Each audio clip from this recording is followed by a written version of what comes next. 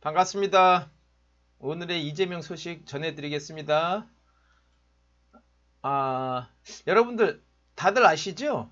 지난 여름에 이재명 지사님 이 계곡 철거로 인해서 어, 많이 이렇게 칭찬받고 했습니다. 그리고 많은 국민들이 또 관심을 기울이고 오늘 그 3시간 전에 오늘 이재명 지사님이 여기 철거 현장에 다녀오시고 뭐 주민들이 천혜 자연 관광으로 새로운 기회를 얻을 수 있도록 만들어 가겠습니다.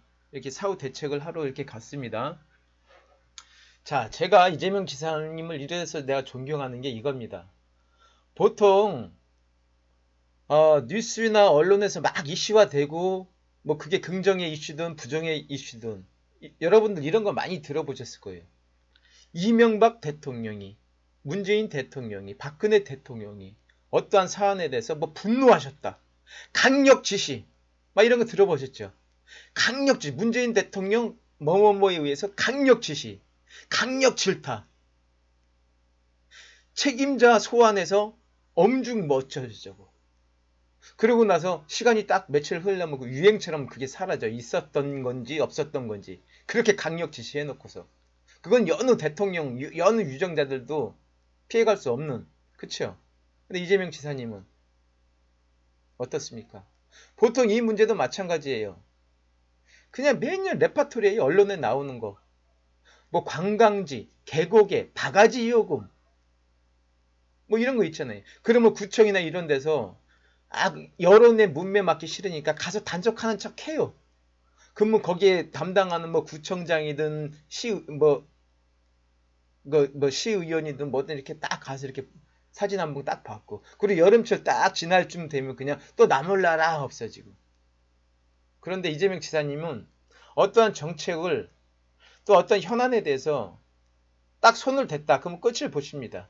끝을 본다는 게 사후 대책까지 완전히 이재명 좀 보십시오. 지금 겨울철 다 들어섰잖아요. 그런데 이 일이 잘 진행이 되는지 안 되는지 지켜보잖아요. 확인하고 자 그래서 보십시오.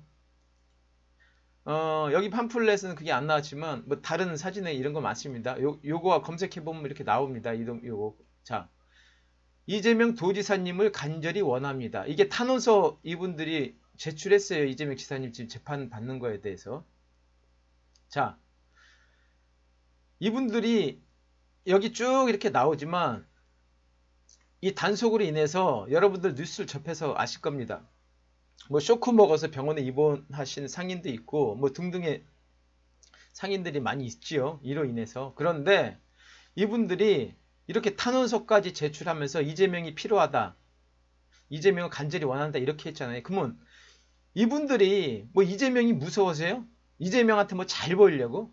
여러분 이분들도 알아요. 그리고 여러분들 이재명 지사님한테 잘 보인다고 어떤 유법적인 일을 합법적으로 해줍니까? 짤탱이 없어요.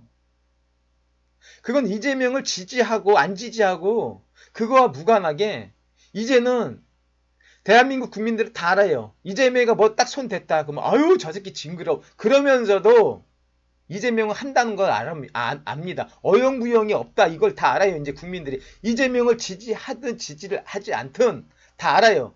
이분들도 보십시오.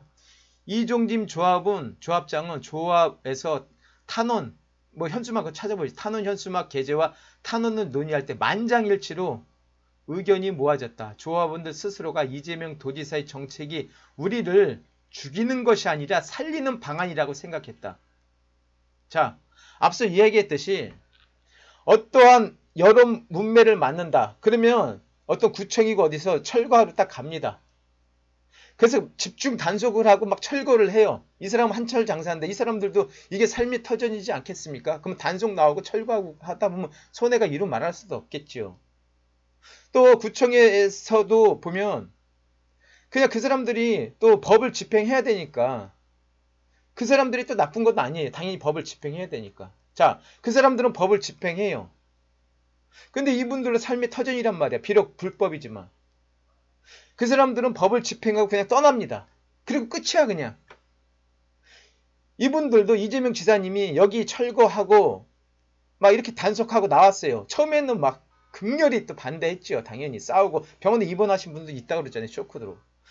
그러고 나서 가만히 보니까 이재명이라는 인물은 다른 거야. 사후 대책을 해주는 거야. 여태까지 유정단이나 어떤 행정가들은 그냥 단속만 하고 법을 집행하기만 하고 그냥 끝났어. 그냥 망하든지 어디 가서 자살을 하든지 별 관심이 없었어. 근데 이재명 지사는 다른 거야.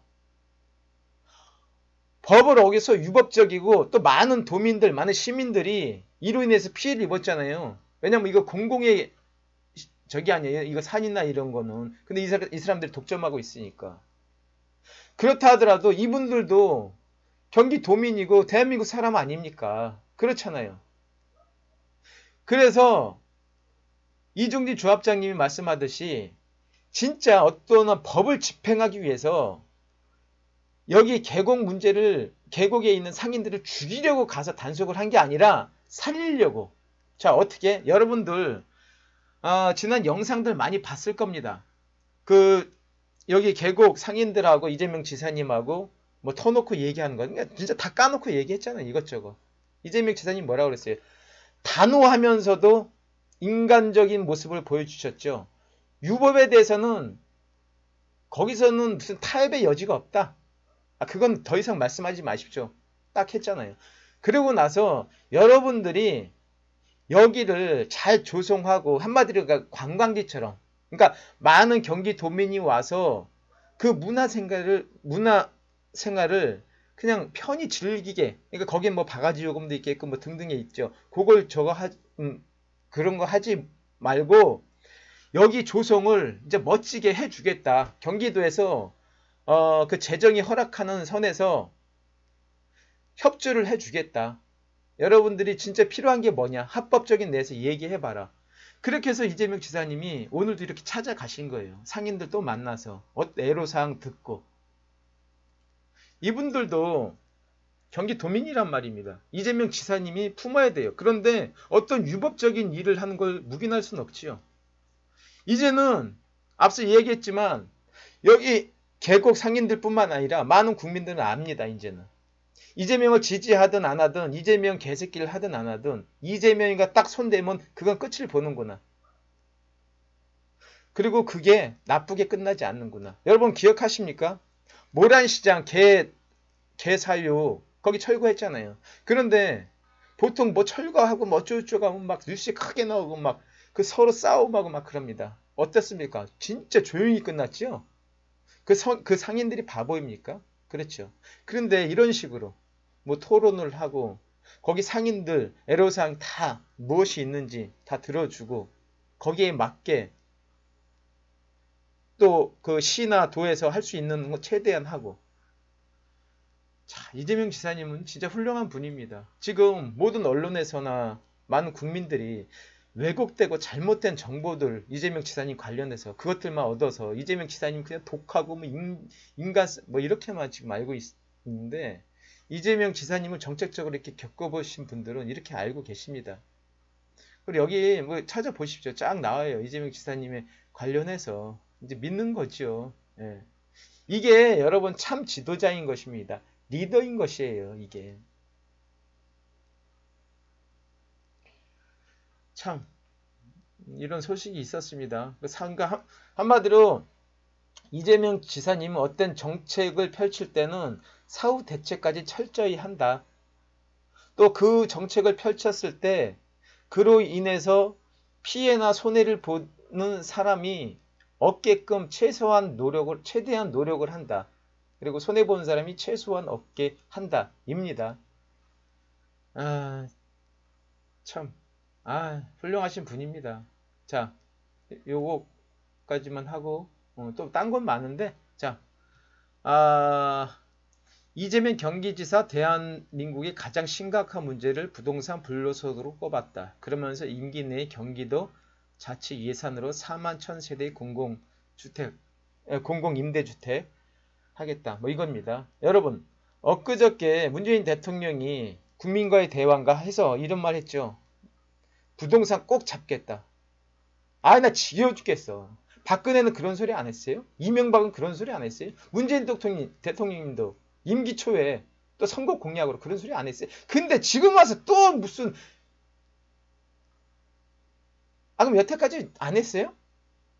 안 됐죠?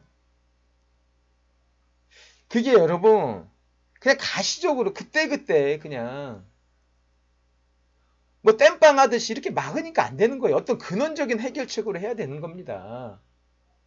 특히 우리나라에서는 부동산 관련해서는 부동산 정책은 그때그때 땜빵식으로 하면 안 돼요. 어떤 근원적인 중장기적인 로드맵을 짜고 거기에 맞게 근원적인 대책을 세워야 되는 거예요. 그게 바로 이거입니다. 잠기 아이고 씨. 어? 공공 장기 임대주택을 하는 겁니다. 이거에서 뭐 10년이나 20년 공공 장기 임대주택을 해서 거기서 뭐 프리미엄 붙고 이런 것도 없잖아요. 나갈 땐 그냥 조용히 또 나가면 되고 하니까. 예? 그래서 장기 임대주택 대량 공급 이게 부동산 중장기적으로 부동산 잡는 거예요. 이 길밖에 없어요. 뭐 다른 거 여태까지 다 써봤잖아요. 예? 근데 그게 또 몇 개월 6개월 되면은 뭐 단속됐다가 6개월 1년 되면 다시 그게 부동산 폭등으로 또 고개 들고 그로 인해서 우리나라 전체에 또 물가 상승 여러 가지 요인들이 또 발생하고 그러면 또 여론이 또 안 좋아지면 또 엊그저께처럼 나와서 또 부동산 잡겠다 이런 소리 계속 반복되잖아요. 계속 반복되잖아요. 자, 여기 이게 핵심적입니다. 근데 부동산 불로소득 가장 문제. 자, 여러분 제가 제 방송을 좀 보신 분들은 아실 거예요. 이재명 지사님의 핵심 정책이 무엇입니까? 아니, 핵심 가치가 무엇입니까? 공정입니다. 이재명 지사의 핵심 가치는 공정이에요. 공정. 근데 핵심 정책은 뭡니까? 이재명의. 예전에도 몇 번 말씀드렸는데 이재명의 핵심 정책은 이거입니다. 이거. 예? 이거. 국토보유세를 통한 기본소득. 그러니까 국토보유세를 통해서 재정을 마련해서 그 돈으로 기본소득을 펼친다. 이게 이재명 지사님의 핵심 정책입니다. 이재명 지사님의 핵심 가치는 공정이고 이재명 지사님의 핵심 정책은 이거입니다. 뭐냐? 앞서 얘기했듯이 국토보유세를 통한 기본소득. 국토보유세를 통한 재정을 확보해서 그것을 기본소득으로 n분의 1로 나눈다. 이게 이재명 지사님 핵심 정책입니다.